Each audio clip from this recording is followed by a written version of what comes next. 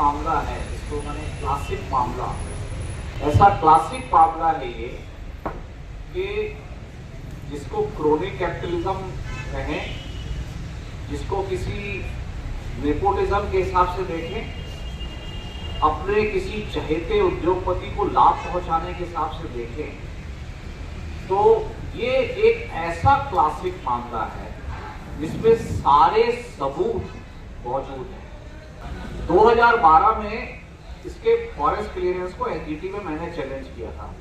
तब ज्यादा चर्चा महान कोल ब्लॉक की होती थी नो गो के लिए। ग्रीन पीस का मूवमेंट महान के लिए चलता था और महान तो एक कोल ब्लॉक था, ये पूरा का पूरा हसदेव है जो अभी बता रहे थे प्रशांत जी, जो 602 कोल ब्लॉक का अध्ययन हुआ था 9 कोल फील्ड में, उसमें हसदेव अकेली ऐसी कोल फील्ड थी जो 100% नो गो थी। मतलब एक कोल फील्ड में एक से अधिक ब्लॉक होते हैं, तो बाकी 8 कोल फील्ड में कुछ ब्लॉक गो और कुछ ब्लॉक नो गो पाए गए। हसदेव एक अकेली ऐसी कोल फील्ड थी जो 100% नो गो आई, तो इसलिए कि वो पूरा का पूरा एरिया एक कॉम्पैक्ट फॉरेस्ट ब्लॉक है और प्रोटेक्टेड एरिया नेटवर्क, जिसको नेशनल पार्क कहते हैं, सेंचुरी कहते हैं, उसके बाहर का सबसे बड़ा और सबसे घना जंगल। चैलेंज करने के बाद 2014 में जजमेंट आया एनजीटी का, उन्होंने फॉरेस्ट क्लियरेंस मेरे अपील को एक्सेप्ट करके क्रैश कर दिया, माइनिंग रोक दी और डायरेक्शन दिया कि ICFRE WII की स्टडी हो।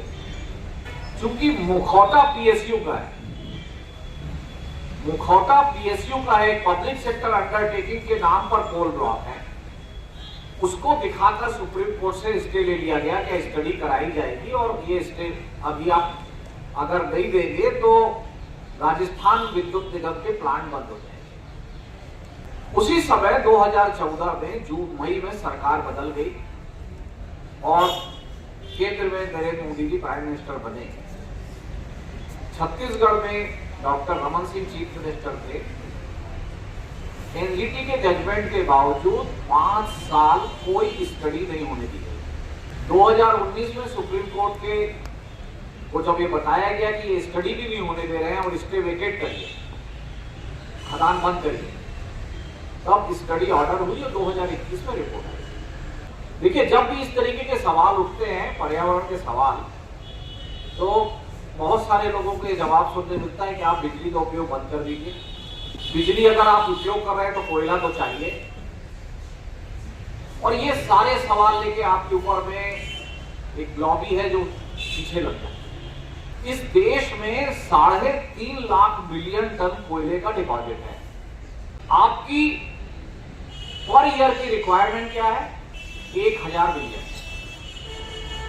आपके पास डिपॉजिट है 3.5 लाख बिलियन टन, रिक्वायरमेंट है 1000 बिलियन टन। 10% जीडीपी ग्रोथ को मानकर, जो कभी होने वाली नहीं, हमेशा जीडीपी ग्रोथ 8% बताते हैं और रहती 6, उसको आंक कर भी जो अधिकतम रिक्वायरमेंट आपकी है गवर्नमेंट ऑफ इंडिया आंकती है, वो 2500 बिलियन टन एक साल की आंक रही है आने वाले 20 साल में। अगर मैं 2500 बिलियन टन के हिसाब से आज से हिसाब लगाऊं तो 2070 जब हम G20 में और कॉप पे ये कह के आए हैं कि हम नेट जीरो हो जाएंगे, जब हमने अंतरराष्ट्रीय एग्रीमेंट साइन कर लिए हैं कि हम कोयले के उपयोग को कम करेंगे, सोलर विंड एनर्जी में जाएंगे पूरी तरह, उस 50 साल में आप आज से भी 2500 बिलियन टन कैलकुलेट करेंगे तो कितना कोयला खोद पाएंगे? 1,25,000 बिलियन टन। आपके डिपॉजिट का 40% भी आप खोद नहीं पाएंगे।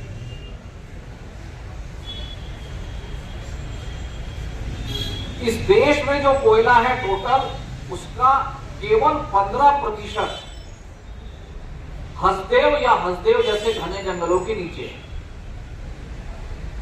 जो करीब 900 कोल ब्लॉक देश में हैं, उसमें से केवल 153 नो गो है।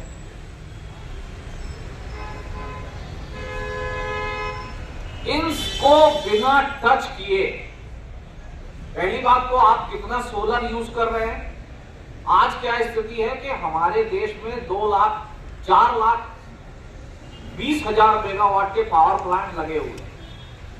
इस 4,20,000 मेगावाट के पावर प्लांट में 52% कोयले पर आधारित, 48% विंड, सोलर, हाइडल, ये सब। लेकिन जब एनर्जी कंजप्शन की बात आती है तो ये 52% कोयले के प्लांट आपको 75% बिजली दे रहे हैं।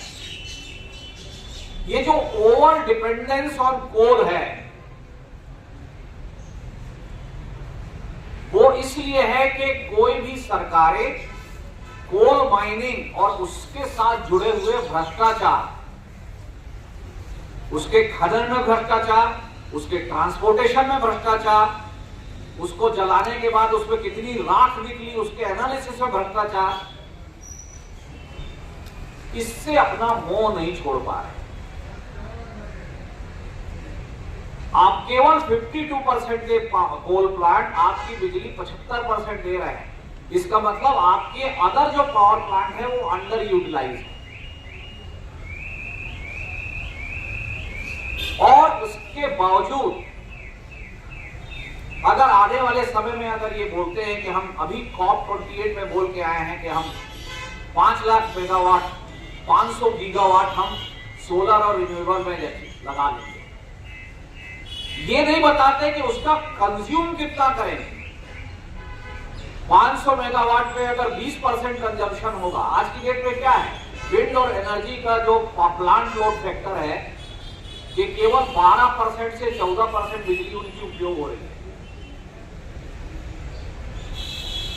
तो ये पूरा का पूरा कोयले पर डिपेंडेंट है। जो साफ दिखाई देने वाला कारण है वो क्या नजर आता है कि एक उद्योग समूह है जो कोयले के व्यापार में लगातार बड़े इन्वेस्टमेंट कर रहा है और बहुत ज्यादा इंटरेस्ट उसके कोयला और कोयला से पैदा होने वाली बिजली है। प्रशांत जी ने बताया इंपोर्ट, माने इंपोर्ट करेंगे तो भी वही कोयला देगा, कमर्शियल माइनिंग होगी तो भी वही कोयला देगा, एमडीओ होगा तो भी वही कोयला देगा। 37 एमडीओ में से 19 एमडीओ उसके पास है। नेवेली लिग्नाइट कॉर्पोरेशन बहुत बड़ी लिग्नाइट जो कोयला जैसा चीज है कि खनन कंपनी है। Neyveli lignite corporation coal block लेती है, उसके पास खनन का एक्सपर्टाइज है, 40 साल का अनुभव है। वो खुद खनन नहीं करती, वो अडानी को एमडीओ बनाती। तो ये पूरा का पूरा जो मॉडल है, कम से कम कोल के नाम से भारत सरकार की सारी पॉलिसी एक उद्योग समूह को लाभ पहुंचाने के लिए संचालित है, पूरी की पूरी। जहां तक हसदेव की बात है, हसदेव केवल 2% कोयला है वहां। छत्तीसगढ़ में, केवल छत्तीसगढ़ में 18% कोयला है देश में। छत्तीसगढ़ में 200 ब्लॉक और हैं, लेकिन उनके बजाय नजर है हसदेव पर। आप पूछेंगे क्यों? क्योंकि हसदेव में कोयला खोदने की लागत थोड़ी कम है, कोयला थोड़ा ऊपर है। अब आप छत्तीसगढ़ को क्या नुकसान है बहुत बता चुके हैं। राजस्थान का केस और मजेदार है। राजस्थान को ब्लॉक दिया गया, पॉलिसी ऑब्जेक्टिव ये है कि सरकारी बिजली कंपनी को कोल ब्लॉक मिलेगा तो सस्ता कोयला उसको मिलेगा, जिससे कि सस्ती बिजली पैदा होगी, जिससे कि राज्य में सस्ती बिजली सभी को दी जाएगी तो ज्यादा रोजगार पैदा होगा। अभी हो क्या रहा है, एग्रीमेंट के हिसाब से जो रेट आ रही है, राजस्थान अपने ही कोल ब्लॉक का कोयला अडानी से मार्केट रेट से महंगे में खरीद रहा है। ये दस्तावेज है, पूरे दस्तावेज है। मैं कोई भी चीज बिना पुख्ता सरकारी दस्तावेज के नहीं बोल रहा हूं। अपने ही कोल ब्लॉक का कोयला अडानी से खरीद रहा है और साथ ही साथ उसको 29% तक प्रोडक्शन फ्री ऑफ कॉस्ट ले जाने की छूट है। तो इस खेल में छत्तीसगढ़ का आदिवासी उजड़ रहा है, जंगल बर्बाद हो रहा है, बांध बर्बाद हो रहा है, पानी जा रहा है, मानव हाथी दोन मर रहा है, राजस्थान को बिजली कोयला महंगा पड़ रहा है। फायदा अगर किसी को हो रहा है तो एक केवल एक आदमी को फायदा होगा, एक समूह को फायदा होगा। तो ये बिजनेस मॉडल है। अब आप भी अपने घर में सप्ताह में एक बार हो सकता है तो आजाद सब्जी मंडी चले जाएं कि एक साथ 100 किलो लेके आऊंगा। रोज की सब्जी तो आप वहीं से लाते हैं जो आपके सबसे नजदीक है। मध्य प्रदेश, छत्तीसगढ़ और राजस्थान के बीच की स्टेट है। यहां भी 30,000 मिलियन टन कोयला है, यहां भी 150 कोयले के ब्लॉक है। राजस्थान मध्य प्रदेश के कोयला ब्लॉक से कोयला नहीं ले रहा है, वो उसको पार करके छत्तीसगढ़ जाता है। 400 रुपए प्रति टन कोयले की ट्रांसपोर्टिंग की लागत एक्स्ट्रा दे रहा है, जो बिजली के रेट में रिफ्लेक्ट हो रही है। क्यों ऐसा हो रहा है? क्योंकि कौन सा कोल ब्लॉक लिया जाए इसका चयन एग्रीमेंट के हिसाब से अडानी ने किया है। और उन्होंने क्यों किया है? क्योंकि छत्तीसगढ़ में अडानी के पावर प्लांट अपने कोल ब्लॉक के अपने पावर प्लांट में ले जाने के लिए उसको कोल ब्लॉक नजदीक चाहिए, इसलिए राजस्थान जिसका असली कोल ब्लॉक है उसको ज्यादा दूर तक कोयले का ट्रांसपोर्टेशन करना पड़ रहा है। साल में अगर 15 मिलियन टन माने 1.5 करोड़ टन 400 रुपए के हिसाब से हम एक्स्ट्रा पैसा दे रहे हैं, तो 600 करोड़ रुपए तो राजस्थान रेलवे को एक्स्ट्रा दे रहा है उसी कोयले को ले जाने। तो ये इस मॉडल से अगर आप कर रहे हैं तो ये इसको आप किस तरीके से विकास करेंगे और किसका विकास करेंगे, इंक्लूसिव ग्रोथ में कैसे सब लोग आएंगे, ये हम सबको सोचना चाहिए। और मैं मीडिया के साथियों के माध्यम से ये बताना चाहूंगा कि एक एक लेयर में आती है चीजें। पर्यावरण में बात आएगी तो अचानक पेड़ कटे भी कितने कटे कोई अंदाज नहीं। WII रिपोर्ट में पर हेक्टेयर 400 पेड़ का जिक्र है। 91 हेक्टेयर में कटे तो सीधा 36,000 पेड़ होता है। सरकार कहती है हमने केवल 15,000 काटे। क्यों कहती है?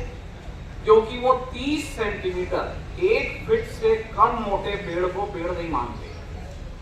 उनकी पेड़ की डेफिनेशन है कि जो पेड़ 30 सेंटीमीटर 1 फीट से ज्यादा चौड़ा गर्त होगा वही पेड़ है, बाकी पौधे। तो ऐसे कैलकुलेशन से वहां पर 4 लाख पेड़ नहीं, एक्चुअल में कम से कम 20 लाख पेड़ कटने वाले हैं। ये सारी बातें सबके कोर्ट के सामने रखी हुई हैं।